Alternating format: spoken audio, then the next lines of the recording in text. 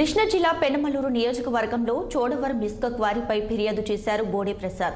2 నెలల నుండి చోడవరంలో ఇసుక క్వారీలో అక్రమ రవాణా జరుగుతుందన్నారు.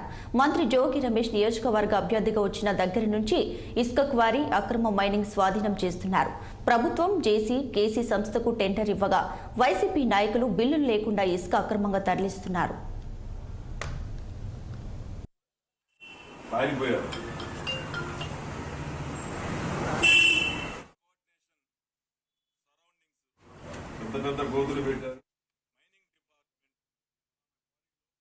జియో కోఆర్డినేషన్ సరౌండింగ్స్ ఇవన్నీ కూడా మైనింగ్ డిపార్ట్మెంట్ పలానా క్వారీలో పలానా సర్వే నెంబర్లో మైనింగ్ చేయడానికి అనుమతులు ఇచ్చాము అని చెప్పేసి ప్రొసీడింగ్స్ ఇవ్వాలి. అలాంటి అనుమతులు ఏవి కూడా లేకుండా సుమారుగా 2 నెలల నుంచి, అంతకుముందు వేరే సంస్థ వాళ్ళు చేశారు, జనవరి నుంచి జేసీ, కేసీ సంస్థ వాళ్ళు. దీంతో పాటుగా ప్యారలల్గా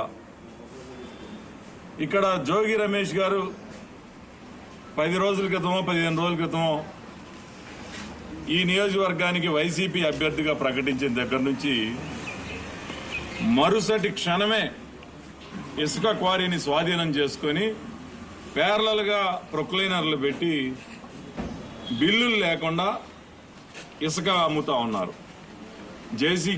జీసీకేసీ సంస్థే ఎటువంటి పర్యావరణ అనుమతులు లేకుండా మైనింగ్ చేస్తూ ఉంటే అది ఒక పెద్ద నేరం.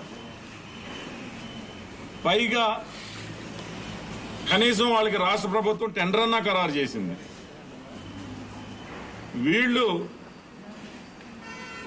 ఎవరైతే వైకాపా కార్యకర్తలు ఉన్నారో వాళ్ళందరూ కూడా అక్కడికి చేరి బిల్లు లేకుండా ఒక రేటు, బిల్లుతో ఒక రేటు, సిల్ట్ ఒక రేటు, అంటే బుసక. అంటే బిల్లుతోటేమో జీసీకేసీ, బిల్లు లేకుండా బుసక జోగి రమేష్ గారు అనుచరులు.